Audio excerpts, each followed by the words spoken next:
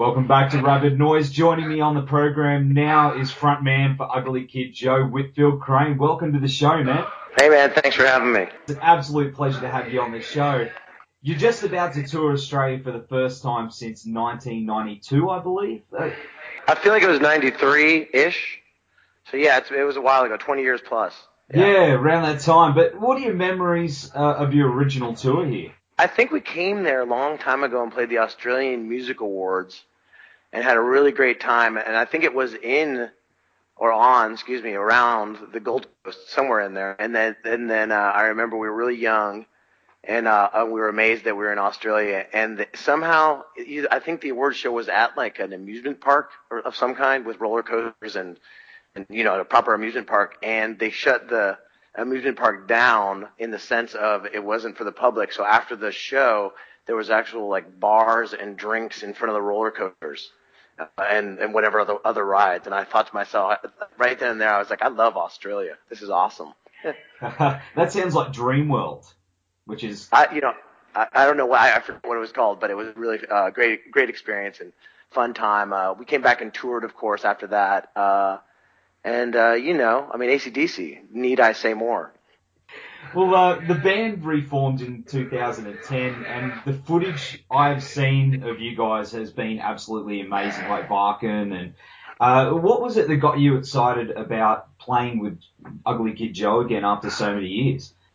I suppose it was now or never, I would have thought we would have gotten back together after 10 years, but, somehow 16 or 17 years went by, and we could do it all in house. It's a third question because there's a lot of different variables of the answer, but it was definitely time to do it. We can do it in house. Dave Foreman's a badass producer, and we wanted to do it, and that was the main thing, is that we wanted collectively to be creative together, and it's been a really cool, cathartic kind of experience. You know what I mean? Like, I love these guys, and you forget the thread that really carried great weight in our relationship was music and is music. So to get to, create music and go tour and all this stuff, it's been really, real cool. Wacken was cool. We played Polish Woodstock, all kinds of cool shows. So yeah, it's pretty cool. Well, it's definitely awesome to have you guys back. Being personally, I'm a long-time fan of the band. So when I heard that you guys were reforming, and then to hear you were coming to Australia, that's awesome news for me. So, you've done some pretty epic shows since you got back together, like touring with Alice Cooper for one. How have you found the show since getting back? Awesome. We originally toured. We didn't know what to expect, but we first embarked on a tour starting in London on June 6th, 2012 through July 8th, 2012, and all those shows were great. I mean, we didn't know what to expect. We played a show called Download in Castle Donington, and it went off. It was killer. It's pretty neat. We didn't know what to expect, and we've got to go around the world. We've been to a couple places we'd never been to. We went to Israel and Romania and Serbia, and it goes on. And we got to share the stage with a bunch of cool bands. We finally got to play a show with Faith No More. We played a bunch of shows with Guns N' Roses. We shared the stage with The Cult. How rad is that? And, it's been cool. So, we're excited and we're pretty grateful that we get to do it, bottom line. Oh, that's awesome, man. Well, your most recent release, Stairway to Hell, I love it. It's great, and it's got some killer tracks on it. How is it getting back into the writing with the guys after so many years? Effortless. Total fun, natural. Those are the words I would use to describe it. So it just came back together quite quickly. Well, yeah. I don't know if it was is the right description, but once again, as I said previously, we wanted to work together. If you don't want it, then it doesn't really work very well. And if you do want it, if it's innate that you want to creative with your counterparts, it sounds killer most of the time. And in this case, I think we did a really great job with it. I'm blown away. It's killer. One thing, you were talking about AC/DC before. The thing I really dig about your vocals on Stairway is that sometimes it reminds me of a little bit of Bon Scott. Would you say in certain parts it's been like an unconscious influence on your vocal style? I think it's a conscious influence on the vocal style. My heroes are Ozzy Osbourne, Rob Halford, Bon Scott. I mean, those are my guys. So if you listen to anything I'm doing, you're going to hear elements of that for sure. But without it on the EP, Stairway to Hell, I'm consciously channeling Bon Scott. You know, he's the best. Thanks. Even though, you know, the band split originally way back in the late 90s, you know, you've still kept yourself pretty busy musically since then with bands like Life Agony and Medication and Another Animal. And also you've done guest spots with like legends like Motorhead and Glenn Tipton from Judas Priest. What is it like working with those guys? Well, it's insane, really. You know, you got to imagine me as a teen in my mom's house, in my room, the Room of Doom. You know, I had all my heavy metal posters from Priest to Jimi Hendrix to Sabbath to AC/DC, Van Halen, all that. And so, funny enough, all the people in the posters that are still alive, pretty much, I'm friends with, or shared a stage with, or in some cases, actually got to share a space on a play of music, a CD or an album or whatever. So it's pretty cool. I mean, Tipton, it's rad to sit down with Glenn Tipton and sit there and ask him, like, you know, about Judas Priest. You know, I lived for Priest, and it was, I mean, Rob Hall sang on Goddamn Devil 1992, America's Least Wanted. I mean, how cool was that? So it's pretty much, it's a neat thing because really, if you really got down to it, and if I was totally honest with you, I'm a fan. I'm a fan of all these bands, and somehow I get to, you know, not only be a fan, but get to, you know, share a similar ground with some of my heroes. So it's the best thing ever, you know, like Motorhead. You know, whenever I see those guys, I'll get a look from Lemmy, you know, and he'll say, hey, you know, I suppose you want to go sing tonight. And I'll be, oh my God, of course. I love that. And, you know, they'll get up there for Killed by Death. And I did that 2012 at Grass Pop. I mean, a big show, and a couple other places on the road. And so, you know, it's a real big honor. It makes me feel like I'm on my like, you know, imagine if you're on a line in life, and sometimes you don't feel like you're on your line. Sometimes you feel like you're solidly on your line. When I get to be creative with people that I admire, including you know, Motorhead or Priest or whatever, I feel real good and I feel centered. So it's great. Must be an absolute buzz to look over there and here's Lemmy just jamming out right next to you.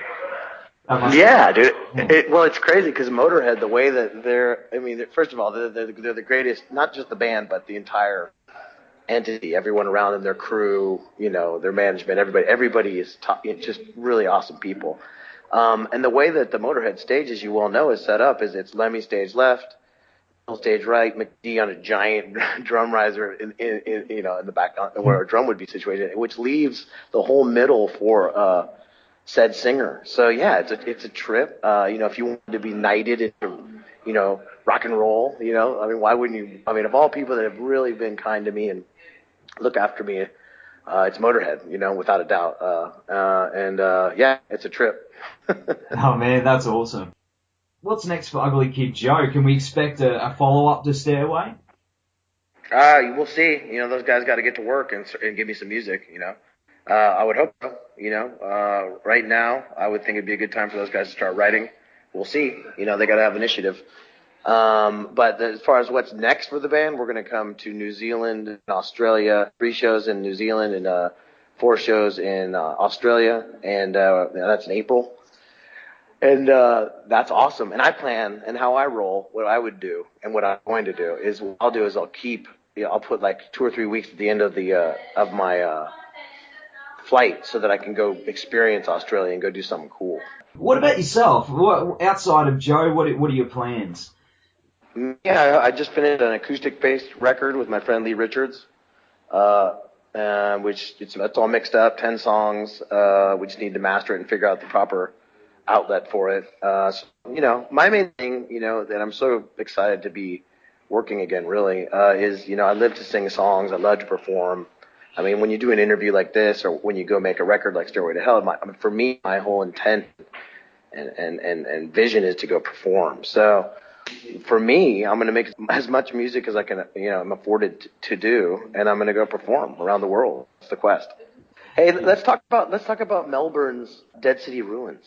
Oh yeah, of course, because those guys are on the bill as well. So how did that all hook up? Well, they're driven. They are self-managed. They are rock and roll. Those guys are great. We had a couple bands that were up for that tour in Europe. That tour went from October 22nd through November 26th, 29 shows in 36 days, and those guys wanted it, and they made it happen. They showed up, and they had their black Sprinter van, and they made it happen. They are awesome. So, we're so excited to go back. We connected with everybody. Skid Row guys are great. The Dead City Ruins guys are great. We all, one big funny circus. And so, we're excited to go over to Australia, to their home turf. What's cool about those guys is that, there's a certain frequency in life, and there's different ages in life and whatever, but they're at this exact frequency where they're a total family. They love each other. They're experiencing life together. They're in a rock and roll band. They are a rock and roll band. And it's really beautiful to watch. And, I was in that exact, like last time I was in Australia touring with Ugly Kid Joe, I was in that exact frequency. So it's totally familiar for me to watch it and celebrate it. That's awesome, man. I'm keen to check him out. I was going to say, what's it like getting out there and touring with Skid Row as well? It's cool. We know, I didn't know how many songs I would know. But they're, they go out and most every song in their set. Snake is awesome. Scotty's awesome. Scotty, there's a guitar player named Scotty, and he's been there the whole time. He has the best guitar tone, almost like Jimi Hendrix guitar tones. That's incredible. Those guys have been, out there for 14 years plus with their new singer, and making it happen. But, they're living their thing as well. And they're inspiring on that level. It's been good. Here's the main thing is we went and shared the stage with Skid Row and Dead City Ruins and Ugly Kid Joe, once again, October 2 through November 26, 2013. And we packed out the rooms. So it was a totally fruitful, tour, which is cool. If you go on tour, which I have before, and it doesn't go so well, then it's not that fun. But if you go do a tour and you're selling out 80% of the shows, that's a fun tour. And so it was good times, and we're excited to go do it again with them. I've never been to New Zealand. We have not been back to Australia in 20 years. So, it was fun in Europe, and it's going to be great in New Zealand and Australia. Yeah, I can't wait to see you guys. Finally get to see you guys live, and I'm not missing it. All right, man. Well, we're going to go to the track Devil's Paradise off Stairway to Hell, and we'll follow that up with the classic track Neighbour. Thanks so much for taking the time to be on the show tonight, Whit, and we'll see you in Brisbane on April 26th at Eaton's Hill Hotel. Awesome, man. Peace, man.